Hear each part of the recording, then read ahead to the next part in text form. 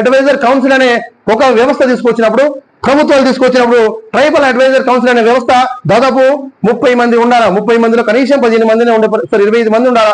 25 మందిలో కనీసం 15 మందినే ఉండే పరిస్థితి ఉండాలా. కానీ ఆ పాలకులు మనకి కనీసం 7 ఇచ్చారు. ఆ 7 కూడా కన్సల్ట్ ఏదైతే ఏ వ్యవస్థ తయారు చేయాలన్నా కూడా ప్రభుత్వాలు ఒక చట్టంని మన ఒక్క ట్రైబల్ ప్రాంతాలకి మేనిఫెస్టోస్ లో పోవాలంటే వాళ్ళు కంపల్సరీ ఏం చేయాలంటే ఆ కన్సల్ట్ ఒక అడ్వైజర్ ఎవరైతే కౌన్సిల్స్ ఉంటారో వాళ్ళకి తీర్మానం ప్రకారం తీసుకొని వాళ్ళ అనుసంధానం తీసుకొని ఆ తీర్మానం ఏం చేయాలంటే రాష్ట్ర ప్రభుత్వం ఉన్నటువంటి ఆ రాష్ట్ర గవర్నర్ కి చెప్పే పరిస్థితి చేయాలి. ఆ రాష్ట్ర గవర్నర్ గారు ఏం చేయాలంటే కన్సల్ట్ రాష్ట్రపతిని తీసుకుపోయే పరిస్థితి చేయాలా. ఆ ట్రైబల్ అడ్వైజర్ కౌన్సిల్ ఒక బాధ్యత అయినా కూడా ఇదన్నీ కూడా తుంగలో తొక్కే పరిస్థితి చేస్తూ మనకు వాళ్ళు నచ్చినట్టు ఏం చేసే పరిస్థితి చేస్తున్నారు తప్ప ఎక్కడ కూడా న్యాయం చేసే పరిస్థితిలో లేదు.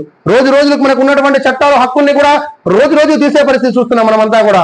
ఆ పరిస్థితి చట్టాలు సవరించేది, చట్టాలు ఆమోదించేది ప్రభుత్వాలు ఉన్నప్పుడు కూడా ఆ ప్రభుత్వాలు కూడా ఏం చేస్తుంది, రాజ్యాంగంలో ఏం రాశారంటే 6th Clause 2 ప్రకారం ఏం రాశారు, ఆర్టికల్లో ఏం రాశారంటే పూర్తిగా ఏదైనా పార్లమెంటులో కానీ శాసనసభల్లో కానీ చట్టాలు తయారు చేసినప్పుడు పూర్తిగా చట్టాలు అనేది అభివృద్ధి చెందిన తర్వాత మాత్రమే ఆ చట్టాన్ని సవరించాలి తప్ప అభివృద్ధి చెందకుండా చేయకూడదు అనే పరిస్థితి చేసినప్పుడు మొన్న రీసెంట్ గా చూసిన జీవన మంత్రి మనకు ఇచ్చినటువంటి చట్టం ఏదైతే 2019లో ఇచ్చినప్పుడు మనకి చట్టం వచ్చినప్పుడు జీవన మంత్రి వచ్చినప్పుడు 2000 కూడా వచ్చి 2019 అంటే దాదాపు ఎన్ని సంవత్సరాలు, దాదాపు 2019 ప్లస్ 2001 ప్లస్ 2019 అంటే దాదాపు 20 సంవత్సరాలు కూడా పూర్తి కాలేదు. రాకుండా ఇదంతా కూడా చట్టం ఏం తీసుకొచ్చారంటే ఈ 1/7 హెక్టార్ ప్రాంతాల్లో ఉన్నటువంటి ఏదైతే భూభాగం ఉందో 1/7 హెక్టార్ అంటే ఏంటంటే భూ బదయింపు చట్టము.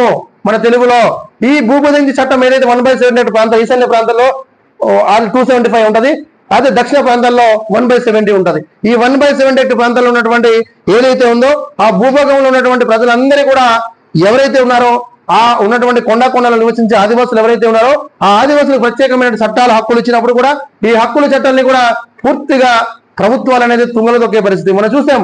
జీవన మంత్రి కూడా మన నిజంగా 100% మనకి 2001 నుండి ఇచ్చుకోవాల్సిన పరిస్థితుల్లో నిజంగా ఉద్యోగాలైనా ఏ హక్కులైనా కూడా ఇచ్చిన ఇప్పుడు మొన్న 2019లో సుప్రీంకోర్టు మనకి ఏం చేసింది, ఆ ఒక్క కేసుని కొట్టేసి 50% ఇచ్చే పరిస్థితి తీసుకొచ్చింది. ఆ 50% అయితే 100 పోస్టులు ఉంటే జనరల్ కేటగిరీలో ఒక 100 పోస్టులు వెళ్ళిపోయి 50 పోస్టులు వెళ్ళిపోయే పరిస్థితి. అలాంటప్పుడు నిజంగా మనకి అందరికి బాధ అనిపిస్తాయి. కానీ మనకి ఉన్నటువంటి పాలకులు అసమర్థులు కాబట్టి మన వ్యవస్థని కాపాడలేని వాళ్ళు కాబట్టి మనం అందరూ కూడా వెనుకబడి గురిగా ఈ పరిస్థితి మనం చూస్తున్నాం. చేయడం కానీ ప్రజాస్వామ్యంలో ధర్నాలు చేయడం కానీ అందరికీ భారతదేశంలో ప్రతి మనిషికి కూడా ప్రతి వ్యక్తికి కూడా హక్కు అది. అందుకబట్టి ఏ విషయంలోనైనా కూడా నిరాహార దీక్షలు చేయవచ్చు ప్రజాస్వామ్యంలో, అలాగే మనం ధర్నాలు చేయవచ్చు, శాంతియుతంగా ర్యాలీలు చేయవచ్చు, ఏం చేసినా చేయాలన్నా కూడా ప్రజాస్వామ్యంలో ఒక హక్కు ప్రతి వ్యక్తిలో కూడా. కానీ అవన్నీ కూడా ఆ తెలుసుకోకపోవడం వల్లవే మనము ధర్నా చేయాలన్నా ర్యాలీ చేయాలన్నా ఏం చేయాలన్నా శాంతి ర్యాలీ చేయాలన్నా కూడా భయపడుతుంటాం. కారణం ఏంటంటే మనకు తెలియకపోవడమే. కానీ ఈరోజు మనకి తెలియాలి అందరికీ కూడా, నువ్వు ధర్నా చేయాలన్నా ర్యాలీ చేయాలన్నా ప్రజాస్వామ్యంలో ప్రతి వ్యక్తి కూడా రైట్స్ ఉంటుంది. అర్థమైందా? మనం చేసే హక్కు మనకు ఉంది కాబట్టి మనం నిజంగా అన్యాయం జరిగినప్పుడు కంపల్సరీ శాంతి దీక్షలు మనం చేసినప్పుడు మాత్రమే మనం ఎప్పుడు కూడా పోరాటం చేస్తే కానీ అది సాధించుకోలేము ఏ విషయంలో కూడా. అందుకబట్టి మనమందరూ కూడా ఇదన్నీ తెలుసుకోగలగాలి. మనమంతా కూడా ఉండాలి.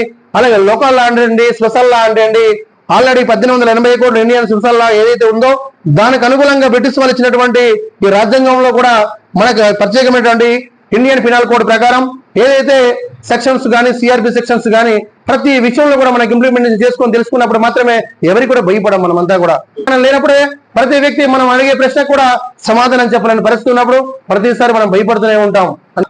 తెలుసుకోగలగాలి ప్రతి వ్యక్తి కూడా.